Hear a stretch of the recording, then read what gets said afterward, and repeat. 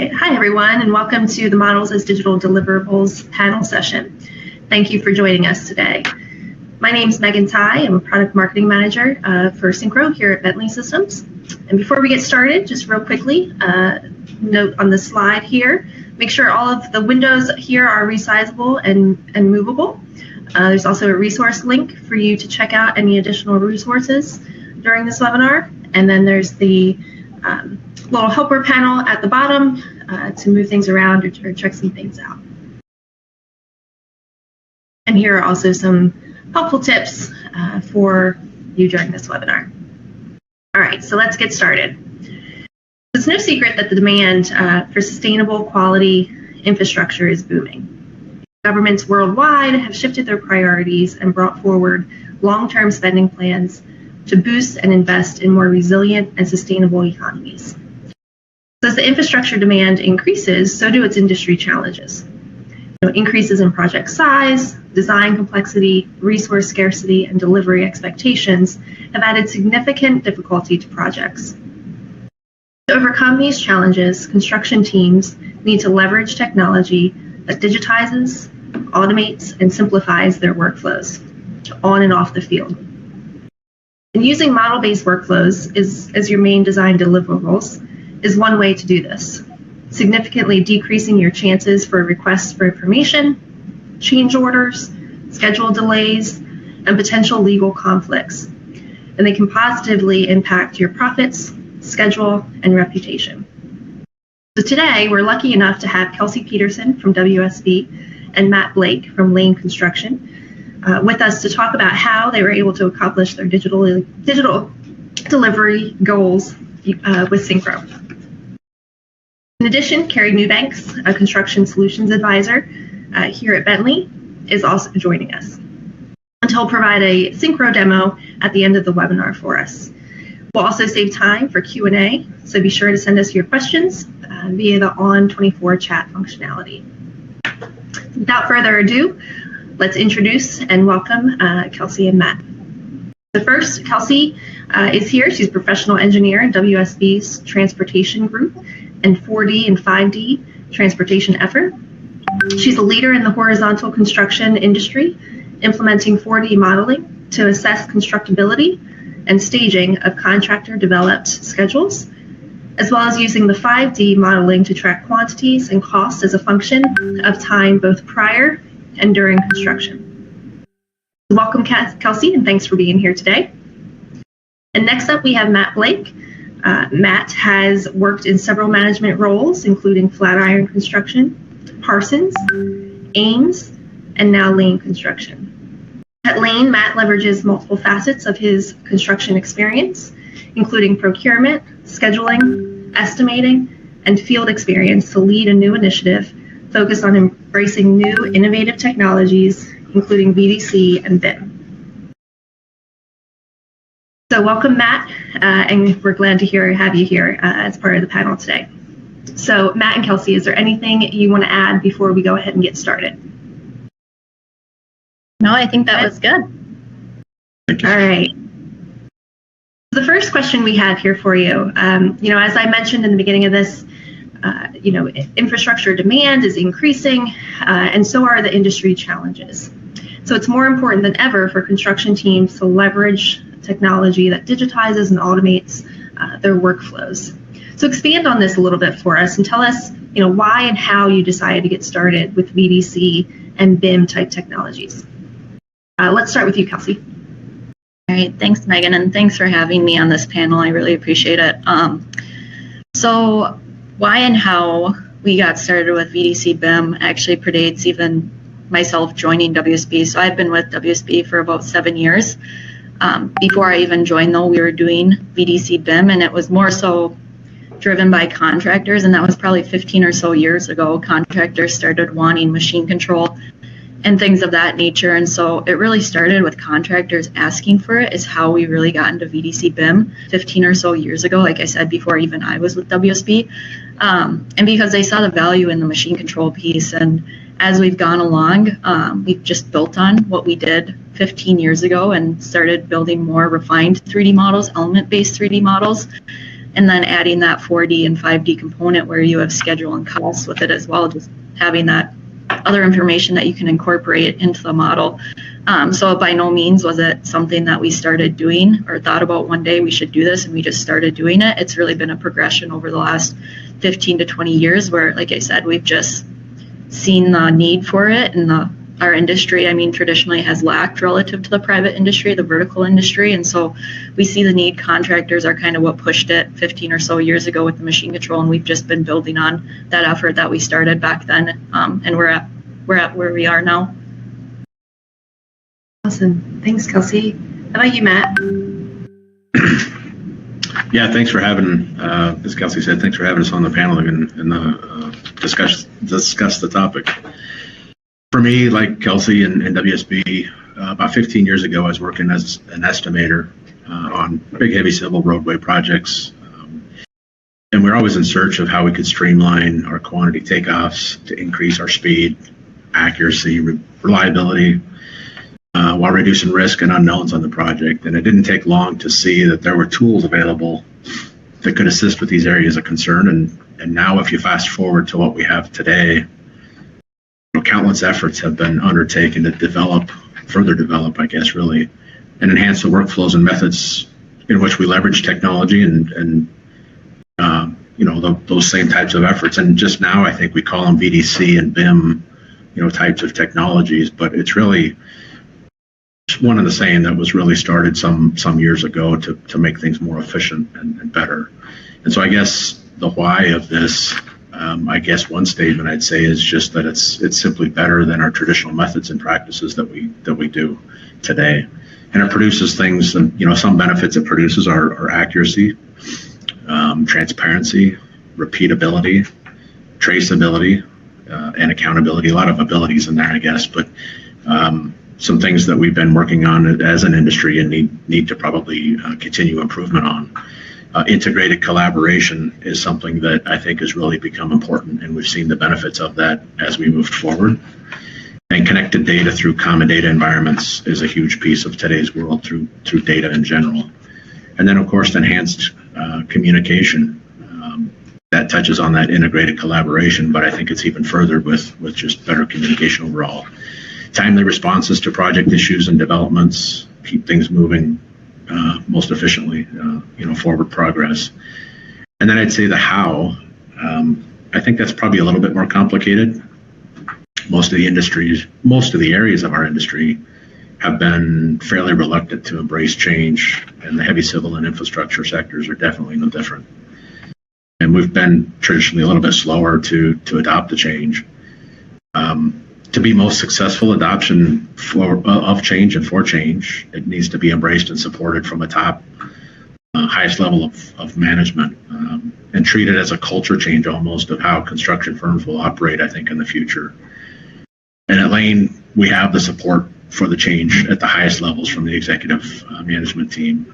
And having that support makes it possible for us to engage at all different resources at the different stages along the way, so that we can get these different practices implemented. And I guess I just conclude with, adopting VDC and BIM technologies, it does take considerable effort and engagement across the entire company to really be successful. It's not one department cordoned off to say, it's this magic easy button. People who are around me and heard me talk, I bring up the easy button quite a bit, and it's just not there. It takes a coordinated effort to make that. So, proper resources, corporate support, and a strong willingness to succeed using the new workflows and technology are a must. Awesome. Thanks, Matt. And that's actually a great leeway into our next question around implementing new technology in an organization. It's not often easy. So what are some of the learning curve challenges you experienced while implementing these technologies, and what are some of the ways that you've overcome them? And we'll just continue with you, Matt, if you want to take this one first. Sure. You're right, implementing new technology is never easy. And one thing I'd highlight here is be patient. Personnel resources and changes to workflows are probably two of the biggest challenges we have seen.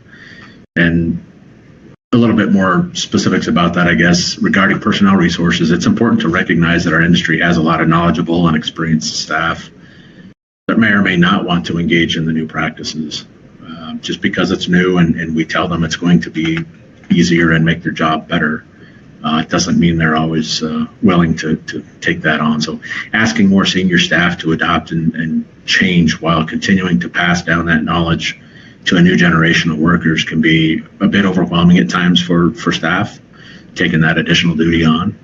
But I think it's got to be properly supported if we expect a successful adoption. Corporate and the company in general, again, that culture of passing information down, and I think this technology and digital means for that is one way that can help us do that. So I think some of that is partnerships and mentorships between that experienced staff and new staff, setting up teaming groups, where one can learn off of the other. True benefits and success of the implementation can be achieved a little bit more quickly. I think training sessions to introduce staff to new hardware and software, overall workflows, it's a must. Training can impact project productivity. I know that. Sometimes there's a big reluctance to embrace it because it does impact my project. And I know folks on the project have a day-to-day responsibility to build it and make money at the end of the day. So it can be a little hesitant to embrace that. But I think training, and the more training we have, and ample amounts of that, allow us to learn things and practice them, the new workflows, and implement them, and the new techniques, and it helps us reinforce the proper use and create a culture that it really becomes second nature. Yeah, absolutely. Thanks, Matt. Hey, Kelsey, what thoughts do you want to add to that?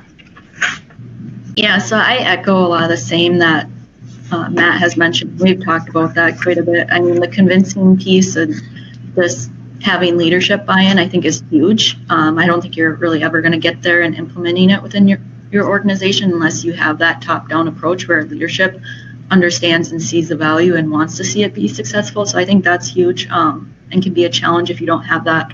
And then same with training. I agree with Matt on that as well.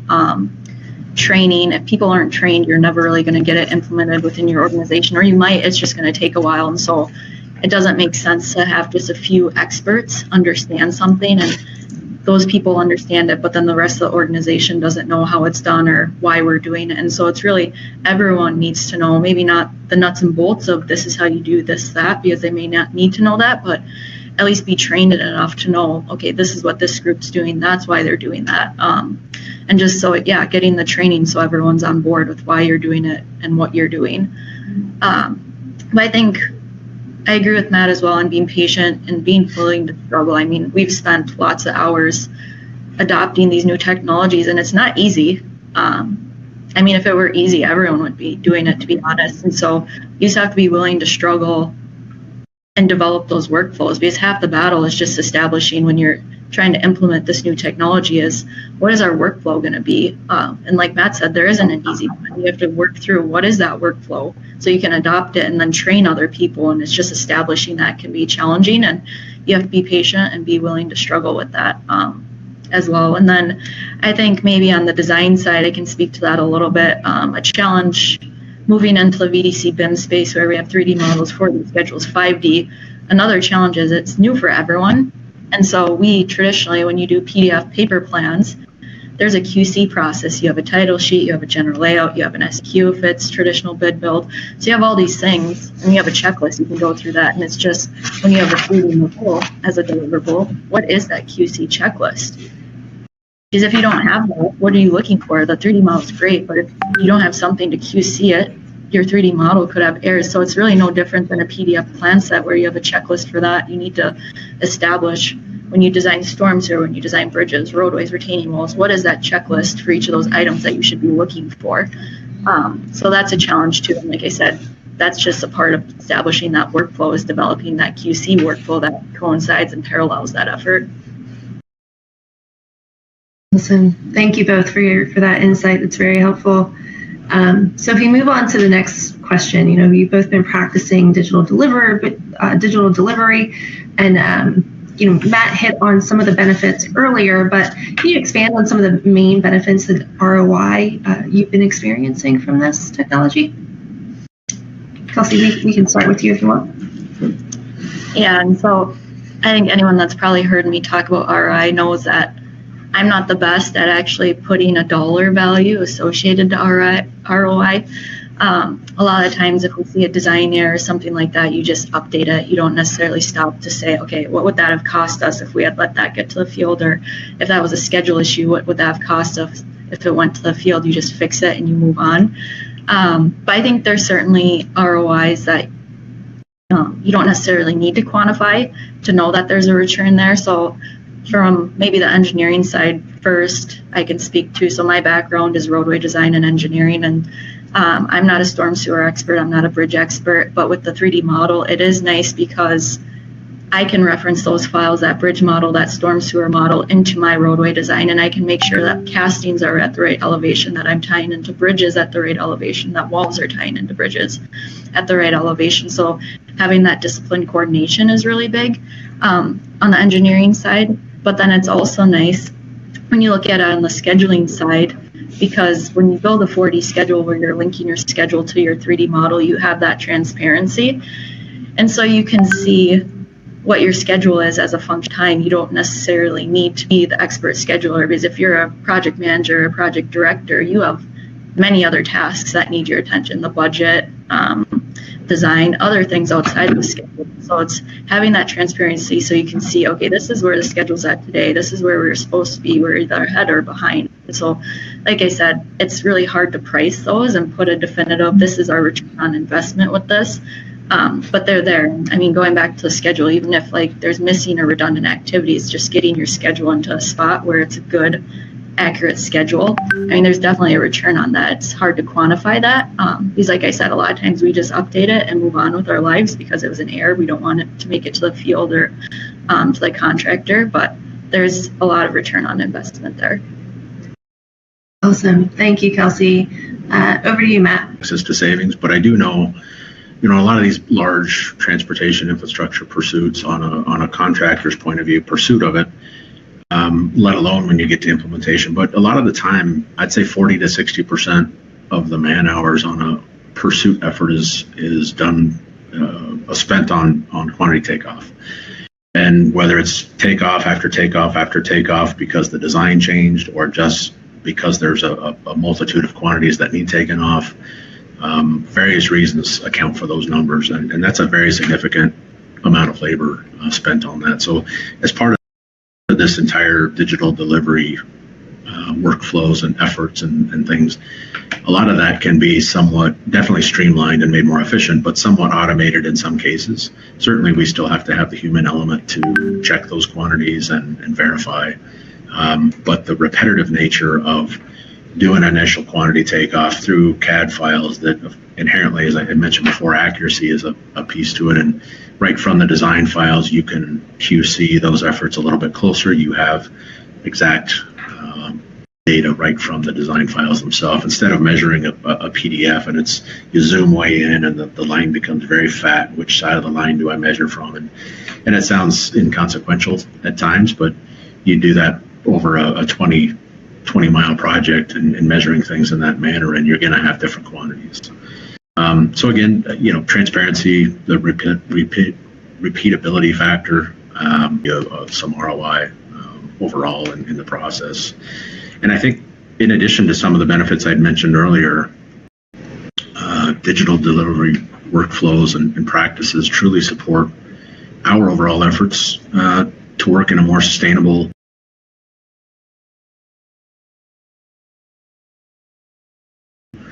and efficient manner, right? Projects these days, and certainly we want to continue that environmental and sustainability aspect of things and reducing our waste and being better. And going digital certainly helps that. So we're reducing all of our paper documents and our printed paper that I know a lot of people like to have their hands on hard documents, and you can still do that. But I think in large part, if we can eliminate that and work off of digital means, that's going to be a huge return for us. Everything from plans and specs and quality reports, safety reports, time cards, all of those items can be done digitally very, very easily, reducing waste, being more efficient with things, producing documentation process that, quite honestly, I feel is more durable. It's more accurate, probably, and more timely overall than our current and traditional methods of these workflows. Yeah, awesome. Thanks, you guys. You mentioned a lot of benefits, and this next question's along the same lines. But how important is the model in creating and managing BIM execution plans for projects, and what can designers do to enhance the model deliverable? Kelsey, do you want to kick this one off? Yeah, so I think starting with the designer is the big part of executing a BIM deliverable on the project, because the contractor can start midway or maybe once they've been awarded the project, but it's much more challenging than if the designer just started it on the front end when they got the project with machine control and things like that in mind, that's where it was ultimately going to go. And so I think that's where there's a gap right now, is designers design so they can get cross sections, and then those cross sections go to the owner, and that's just not how it's going to be in the future. I mean, the model is going to be the digital deliverable. So what can designers be doing to set it up to be successful when it goes to the contractor and when it goes to the owner, so that they're not starting from scratch or scratching their head trying to figure out, what do I make of this? How do I get takeoffs off of this? And so I think designers, to enhance that digital deliverable, so when it goes to the contractor or owner, what they can do is, Matt and I have talked about, is element-based modeling. So if you have like pavement in it and you have wear, non-wear, different lifts of bituminous, let's say, you model each of those individually, because if you want to see a specific mix design, how it's trending over time, you need those broken into separate components so you can see that. Whereas if that was just one 3D element, or not an element at all, maybe it was just a surface, it's really hard to get that data out of the model. And like I said, if that's going to the contractor, they're potentially building it themselves, hiring someone to build it themselves over again. Whereas if the designer had just built it, I don't want to say right, but built it how it was going to be constructed into constructible elements to begin with, it wouldn't be as much of a lift when it goes to a contractor to do takeoffs, because like I said, if it's multiple lifts of pavement, it's designed and modeled that way. If it's aggregate base, is separate. Retaining walls are an example I always use. If you have an MSC wall, that coping is modeled separately from the stem versus the footing. Those are individual elements, because that's how that MSC wall is being constructed. It's not the coping, stem, and footing all together, because that's not how contractors build it. And so it's just building in a way that it can be utilized by contractors. And then not only that, but then also flagging and adding 3D properties to that model, so when it goes to the contractor, it's more usable, because there are tools that contractors can add information to 3D models that come from designers, and they can break things that.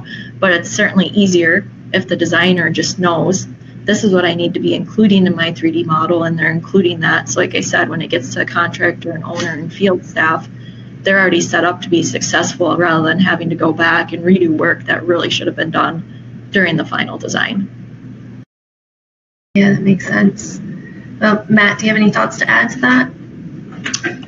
Yeah, focusing more on the enhanced piece, and I think I'll break it just quickly into a couple different things: design, build, alternative delivery, and then kind of a bid build scenario perhaps. And I think in a design build scenario where we can have more influence with the designer on our side to develop perhaps what we want it to be, and be in compliance with the owner, obviously, it's paramount that you have a sit down meeting, or several, quite honestly, with your designer. And these meetings would be, to Kelsey's point earlier, of adding elements or talk through how we're going to build it. If it's a separate constructible component, in large part, you can say it needs to be modeled separately.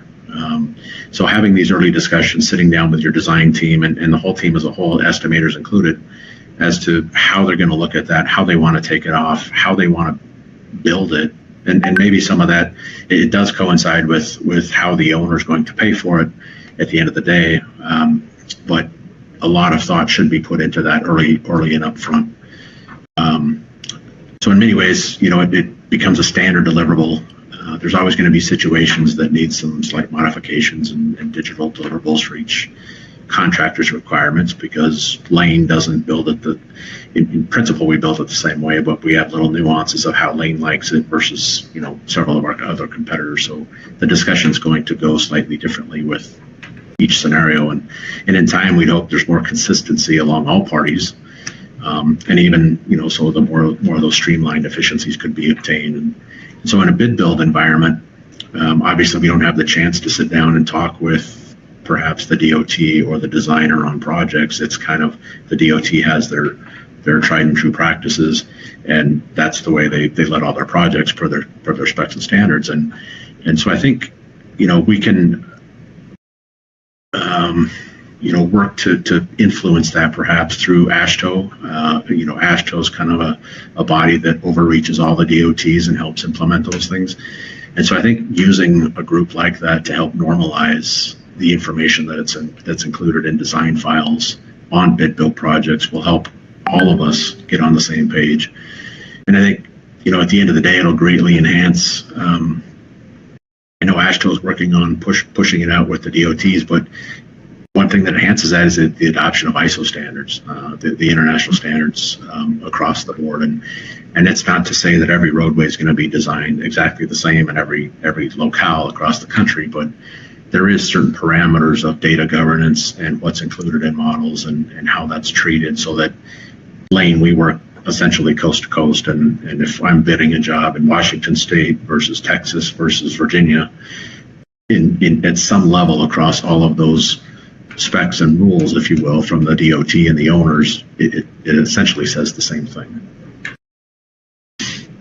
Yeah, so you guys are a wealth of knowledge. I'm learning so much from you.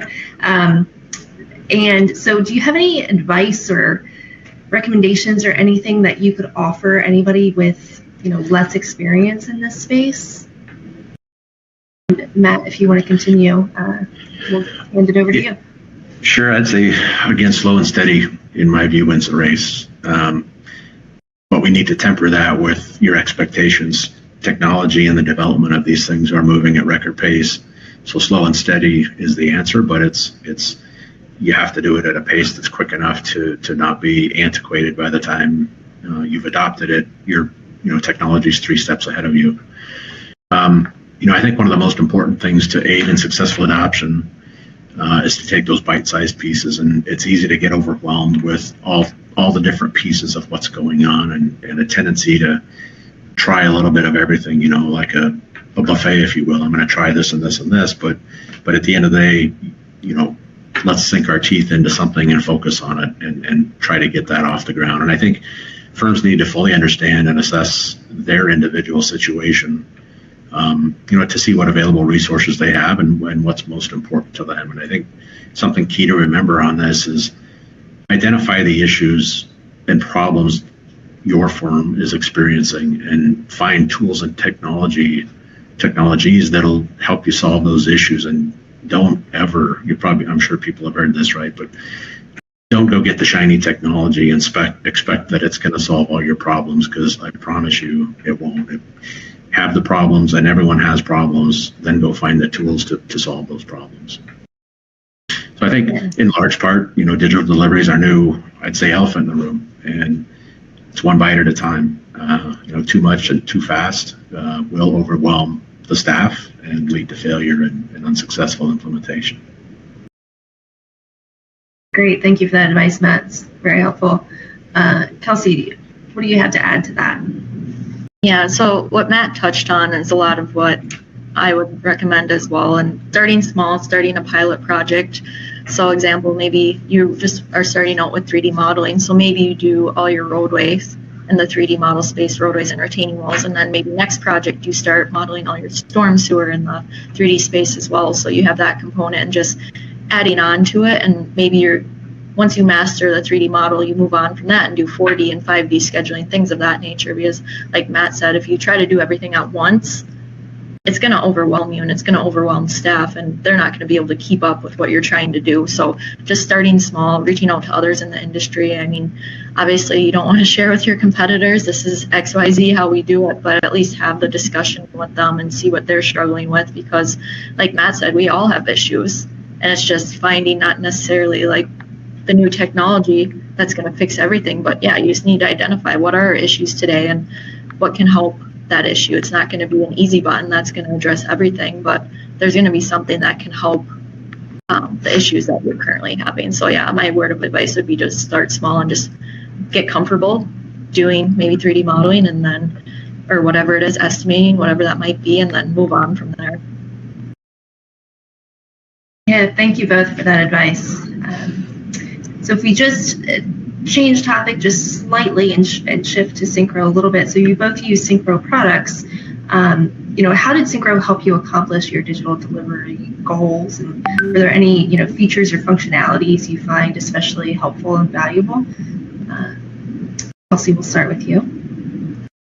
Yeah, so I think we use the 4D component a lot at WSP, and so I think the biggest thing for us has just been the transparency that it builds. I mentioned before, but if you have a project manager or project director, that background may be scheduling, linear scheduling like P6, but oftentimes it's not.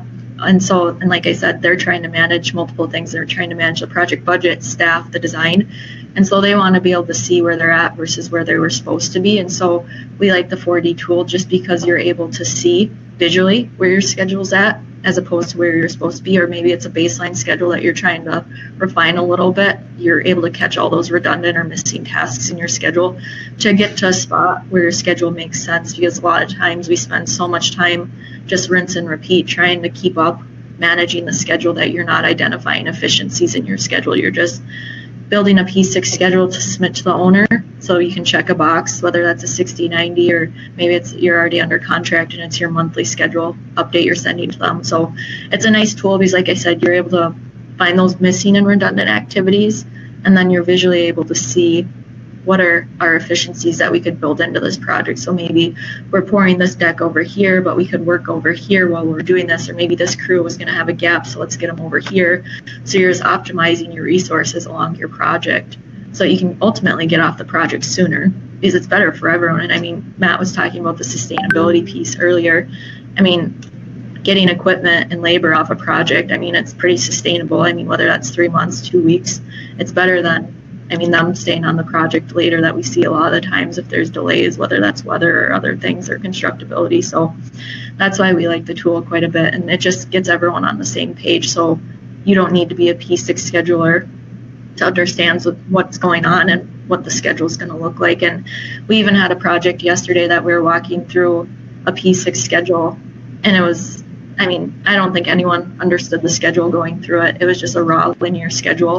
And we walked away and it's like, well, what's going on? Well, obviously we have to build a 4D schedule, because then everyone, you can come to the meeting and show we're constructing this bridge then, and this retaining wall. And so it's visually able to take something away from it and understand it a little bit better than just a linear Gantt style schedule. Great, thanks, Kelsey. It's nice to hear your thoughts about 4D functionality of Synchro. How about you, Matt? Do you have anything to add to that? Yeah, those are good points, Kelsey. As a contractor, I think having control, and I say that a little bit loosely, but with some teeth, I guess. I know people think we got to control everything. That's not the case. But controlling a couple aspects of the 3D and 4D model, if we can get that aligned with our means and methods and how we plan to build the project, it really transitions and transforms from the traditional, here's a nice 3D picture of it, and then here's a disjointed schedule or estimate that may or may not reflect what the pretty picture shows. And so I think through all of this development that we've seen recently, this really brings it all together. And I think a couple things that do come to mind with the Synchro platform in general that we find beneficial, one would be assigning our WBS codes and our cost codes right from our cost tracking system, our estimating system, scheduling, and activity relationships. Get that and tie it right to the element-based model, and that's able to be done through Modeler, so that once it's connected in that environment, it's connected, call it forever, throughout the project life. So you don't have to do that. You just have to update if something changes clearly with design. So that's a big piece that I think lives on and helps us organize things. And then slicing up components to achieve a greater breakdown and detail of elements and quantities to enhance our scheduling and estimating efforts. And by that, I mean, traditionally the designer provides us a 3D model, and maybe it's a great element-based model, the footing of a wall is separate than the stem of a wall, but maybe that footing is 1,000 feet long. I'm not going to pour all 1,000 feet of that wall footing in one swath. So through Modeler, I can also now cut that up and slice it into smaller chunks that really coincide more with how we want to build it, and whether it's our shifts or our resource people, our people on the project, or maybe just job constraints in general or phasing. So we can slice that up and then schedule it appropriately, estimate it appropriately, and really see where those really come together and give us those better answers and timely answers that we can drive our decisions with. So those are a couple of things that I think we find really beneficial. Awesome. Thank you both for all of your insight today. We're about ready to kind of close this section and then hand it over to Carrie for a quick demo. But before we do that, is there anything that you, Matt or Kelsey, want to add or close with? You good? I think we covered it. I appreciate it. Thank you. All right, absolutely. Thank you both. Again, your insights are invaluable, and we always appreciate you here with us and sharing those insights with us. So with that, Carrie, we will hand it over to you to just walk us through some of the synchro functionality. All right. Thank you, Megan. Thank you, Matt and Kelsey as well. That was a really great discussion, and almost forgot that I had to present here. So for a moment there, while I was enjoying that topic, or the topics that you brought up. Today, Megan asked me to come in and just talk a little bit about what you're going to do with the model once you have it. What are the workflows, and who are the personas going to be looking at and working with those models. So I just put a little video together. So starting off with great segue, Matt. That's exactly where I'm starting, where we're going to get in and we're going to start taking that design model and turning it into a construction model, where I can start looking at the breakdown of this model and say, well, I'm going to have different work areas, whether it's going to be for my staging areas, whether it's going to be for the roadway, for the bridges. There are different components and different parts that need to occur, and different crews and resources that are required for that type of work. So one of the first tools that will allow you to do that inside of Modeler is the work area breakdown tools. We have a couple of them. The first one here I'm showing is just based off the alignment. You can assign a specific area naming to it, what that, again, breaks down that model for that naming convention. And then those elements are assigned that additional data, making it a little bit easier for your schedulers to search through. Again, one of the newer features that we just came out with is using general areas to assign elements in the 3D model to a work area. This tool, I can put in multiple work areas in a single instance. I basically just draw a shape around those elements that I want to see or add to that work area. Again, we have lots of features there to quickly add all those 3D model components and then assign it to the work areas. And then, of course, I can go in through and edit those parts and pieces that I need or don't need to add to that work area. Once we start breaking down this model into work areas, and this, again, it doesn't have to be the first step, it could be the second step. Next, what kind of Matt alluded to was now really start bringing in our own organization's personal information, or that work breakdown structure, or cost codes. So we have a number of tools that will allow you to quickly add additional data into that design model, again, transferring it more from the design realm and bringing it into that construction world. Here you can see I'm just adding some cost codes into this element. These are configurable for your organizational work breakdown structure. And again, I'm just going to go and show you quickly what this would look like once that single element is assigned. I can take a look at what is actually broken out for that pile. Again, I have very different work steps that are quantifying that pile in different ways. And I've including some additional steps for the reinforcement, waste concrete, and different calculations. Those are all coming directly from that model component quantity. I also have tools that I can break down a design model based on previously set up configurations, best off of a component user field or data field that is already established on all those model components. Again, I can quickly assign a bunch of cost codes into that model and break it down. Again, I'll get that summary of all those different components, those individual components, and all the work steps, as well as a total summary of that data that I have assigned. Taking this a step further, again, when we have especially linear projects that come with the design or from the design as long linear things, Matt brought up the 1,000-foot retaining wall footing. Yeah, you're not going to pour that in a day.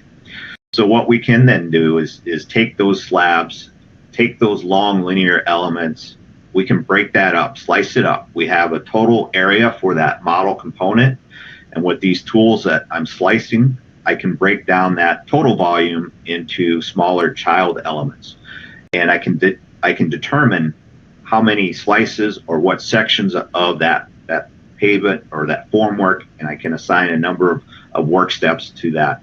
I can break it down multiple times. Again, I chose a 10-meter slice here on this model. If I want to break that further down, I can go back and select that section or that piece, and I can slice it up further and really break it down. You know, there's all kinds of different ways that concrete can be poured and formed. A lot of it's going to depend on your own resources that you have available.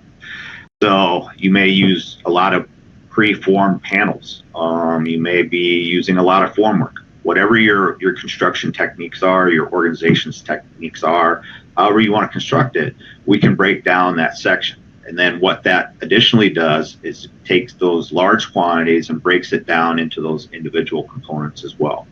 So now I can start to really define what my actual construction process is going to be.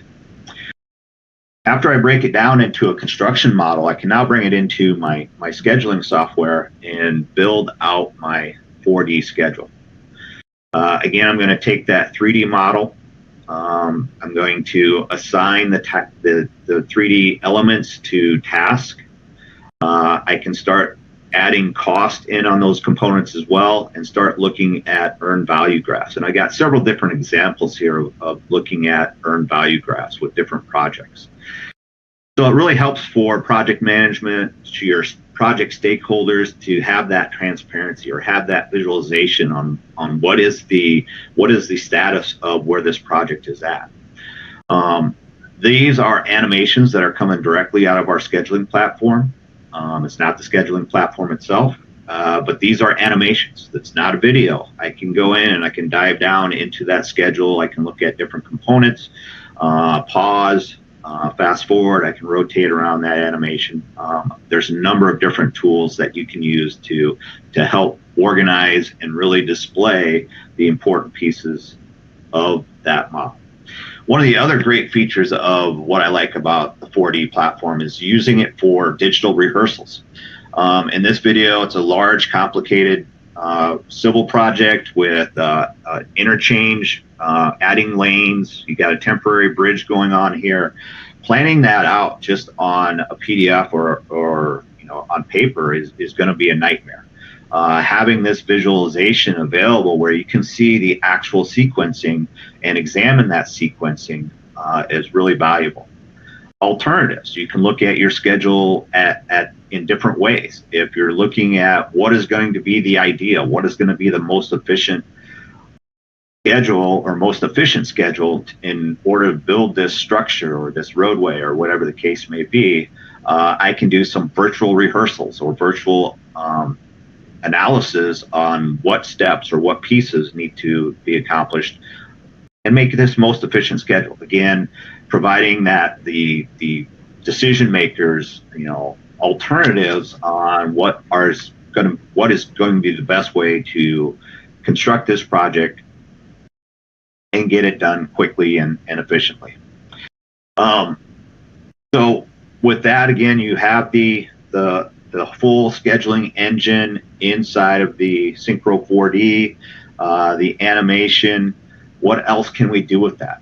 Well, we talked about providing information into the stakeholders. We can provide it all the way across our platform, where we can show our personnel in the field, our project manager, our site guys, that this is the actual sequence of events. Going back to stakeholders, or having public meetings if you're working for a civil infrastructure project, connecting it to other visualization platforms that can add that photorealistic process or features into that animation. Here in our web browser, again, we're looking at the schedule view.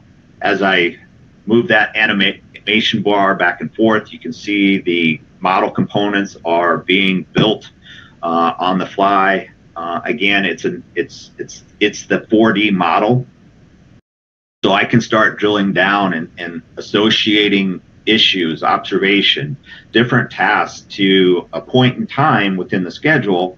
And as you see me slide that animation bar back and forth, you'll see those issues pop up and disappear because it's based at a moment in time. It really gives you a lot of visibility into where things are occurring on the project. In the schedule view, also in our web application, not only do I get the 3D model components information, I can also get the scheduled components, those start dates, those end dates, durations. I can really start diving down into that schedule and seeing it in a web browser, which I can collaborate on. I can share it with other users on the project. Everyone can get their input and have constructability reviews of that 4D model. Really enhances the workflows moving forward.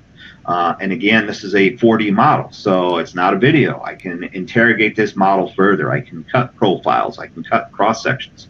I can really visualize what is going on at any point in that 4D model. It gives you a lot of powerful tools in order to complete the workflows. Here in the mobile app is just one little quick video on progressing. So I've set up some different progress statuses in my 4D schedule. Now it's connected to my mobile application, and I'm just going to go through and update the status on some of these piles. I'm that field engineer, or that foreman or supervisor out in the field. All this data is going to get transferred back into that 4D schedule. So now you're not only providing information downstream, you're receiving information back upstream. So the schedulers know that when these things are being built, is coming directly to you or to them from the field. They're not having to siphon through a bunch of emails or wait on that foreman to get his daily report in, or weekly report, whatever the case may be. This is going to be almost instantaneous as you put in these dates on these different elements. Looking at inspection statuses here, I'm going to go over to the other side. I'm going to update the pile construction status. And again, these are configurable by the user and the organization. I just did some bare bones types of statuses. You could go with percentage-based statuses. That opens up a lot of different options and tools that we can utilize within the 4D platform as well. Now, as we go back and update these, I open up my project. Again, it's connected project, so I'm attaching, or excuse me, not attaching. I'm opening up the cloud-based project, so I can access that 4D model. And again, as you're an organization, you may have a longer list of projects that you have hosted in the cloud. You may just have a few. So here we're looking at the 4D platform again, and those different resource statuses I have set up on my bridge model in this case. As I examine the different resource statuses, I can take a look at and visualize just those elements that I want to see. Now again, if you pay attention to where that red bar is in the top middle, where my focus time is, right now with my inspections, nothing is coming in because those weren't set up at the current time period that my focus time is set to. But what I'll do here is I'll change that view, and I'll start sliding my focus time around, and you can see that those visualizations of that status change across those elements. So again, it gives the schedulers a visual feedback instead of trying to siphon through an email and figure out, well, which ones are complete, which ones are not. What status are they actually in?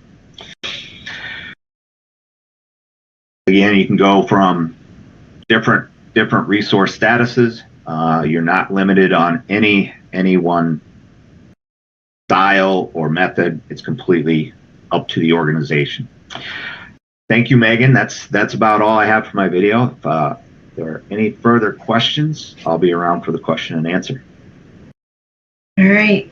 Thanks, Gary. It's great to see a little bit of what Kelsey and Matt were talking about in its actual application. So thanks for going through that with us. And at this point, we're going to head over to the chat to see if we have any questions that you guys can answer for us.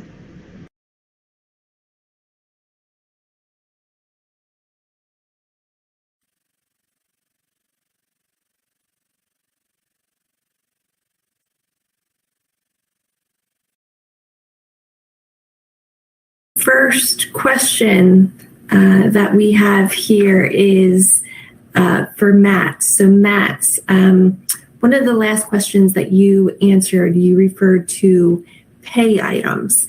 And the question here is, are those lane construction specific or DOT specific? Really, you can do either. There's a template that Bentley provides with Synchro, and it has certain information in certain columns, but you can certainly enter whether it's a company specific WBS code. That's what we do, or if you had a standard WBS item from a DOT, you could also import that into a sheet, and then it literally is a simple drag and drop into the new project to bring that into your control site.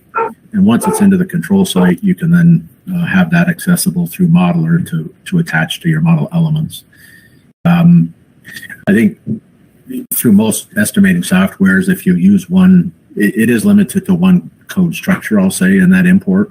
But within the estimating software, you could then maybe get creative, and there's alternate cost code availability in most systems that you can almost tag the same item with two different WBS code structures within there and line them up outside of control.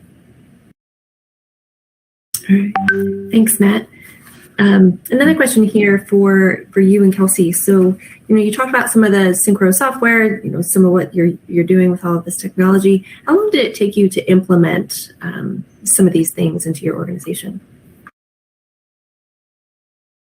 I would say it's still ongoing. Sorry. I would say it's still ongoing. It's a piece that, quite honestly, we learn more and more each day of nuances, but it starts, as I said, with those small bites, and pick a project, call it a pilot or a starting point, and implement those pieces that are maybe you find most valuable as a company. And so we've been working on it in some shape or form for probably going on 2 years now. And some of those projects that we did it in the early stages, obviously we had some lessons learned, and we do things a little differently today than 2 years ago. But we're continuing to broaden that and expand it, and not just on a project basis, but to additional projects, and then include additional trainings and different staff within the organization to grow it and ramp it up and bring it to a bigger audience. Great. Did you have anything to add to that, Kelsey? Yeah, for us, like I mentioned at the beginning when we first kicked off this webinar, we started doing machine control many years ago, and so it's just kind of been incremental, and using some of the Synchro tools we've been doing, I don't know, for the last 6 years, something like that, but it really started from like that element model-based components that we talked about, so it's been a work in progress, like Matt said, and we learned things that work, things that don't work, and things you do in projects and things you wouldn't do again on projects. So it's just been a series of lessons learned. All the way back before my time at the organization to, the last few years where we've really gotten deep into some of this stuff. Thanks, Kelsey. Thanks, Matt, for both your answers. We do have another question here, and I'm not sure, maybe Carrie, maybe you can address this one. So we have a question: how seamless and how long does it take to transfer data from Bentley Open Roads or Open Bridge to Synchro? Do you have insight into that one, Carrie? Sure. One of the nice things about Synchro and being a Bentley product is that we have really tried hard to make sure that transfer of data from the design files over into Synchro is a seamless process. And so our connections that we've built with the iTwin services allow us to take directly from the DGN files that you generate and bring those across into what we call the I model. And so depending on the size of your 3D design, it can take, I've created models or connected models, and it's taken as little as 20 minutes. Much larger 3D design, more complex designs can take a little bit longer. Generally within the same, half day would be probably the biggest or longest time it's taken me to connect that data. But again, that was a very large 3D model. It ended up being like 10 gigabyte model. So, but yeah, it was about half a day it took. So, it's again, really file size and complexity with all the referencing that you have put into that model. It can vary. So it can be quick. If it's not as complex a model, a more complex model will definitely take longer, but it should be done within, a half day or any time that starts taking longer than that, we're investigating as to why it's taking much longer than what our normal stated times are. Thanks, Gary. Appreciate that. And then another question here is, can I create a schedule strictly based on the 3D model? Probably for Gary again for this one. Yes. So there's obviously with Synchro 4D, there's a number of ways that you can tie your schedule together to the 3D model. So yes, we can start off with the 3D model and then generate all the resources and tasks associated based on the component level of that 3D model. And so it's a fairly simple process. There's a number of tools that we utilize to search through the component data and then build those tasks out and resources from that 3D model.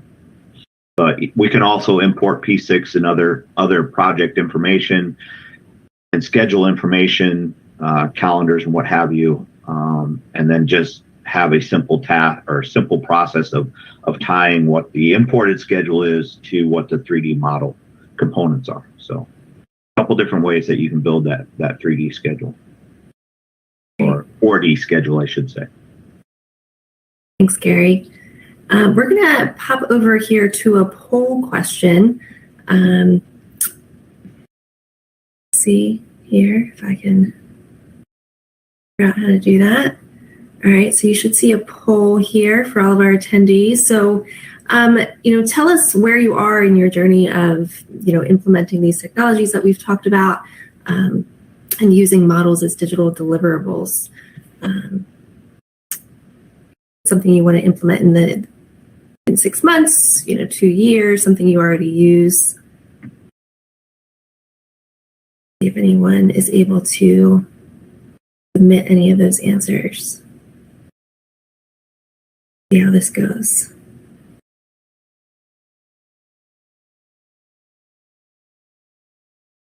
And just quickly, Megan, I'd add to Carrie the answer to the question about how seamless. I would just add that initial upload of the file and creation of the iModel takes the longest time. Once that's established, it's a quick process and to update that based on design changes as they happen. So it's really that initial model creation, if you will, that does take some time. Thanks for that, Matt. We do have about a handful of people that have answered the question. The rest of you want to.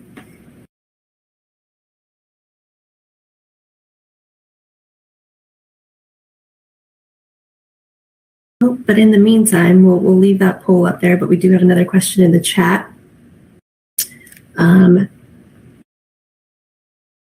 So there are many issues to make sure iModels are created correctly from 3D models created in the ORD to use for design review in iTwin, does Synchro have the same issues?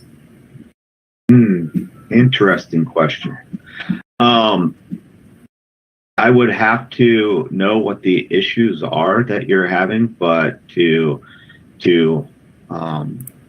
really answer the question, Synchro does use the same services as design review for creating the iModel. And so the known issues that I have experienced mostly have to do with integration with ProjectWise and having a federated user accounts within ProjectWise to help streamline that process. So if I had to guess what your issues are, I would probably say yes, you'd probably see similar issues inside of Synchro, just solely on the fact that we use the same services as design review. But without really knowing what the issues you're referring to, really specify. If it's with clash detection or validation or any of those tools, there are some differences between the design review platform and Synchro as far as what tools are available. And currently, right now, the clash detection and validation tools inside of design review are not available in the Synchro viewer. So if your issues are using and validating your design, you're not going to have those issues in Synchros because we don't have those tools. So I hope that answers your question. But Thanks, Carrie, for that help. And let's see here. And we have a handful of people that answered the poll, so let's see. All right, so there we go. We have a lot of people that already use this technology and some that are wanting to implement it. So thanks everybody for answering that poll for us. And we will wrap up this webinar now. So be sure to take a look at the resources that we have in the webinar. And you can also explore the Synchro YouTube channel and communities pages and other resources available to you. So with that, thank you again to Matt and Kelsey and Carrie. And thank you for everyone for attending, and have a wonderful day. Thank you, everyone.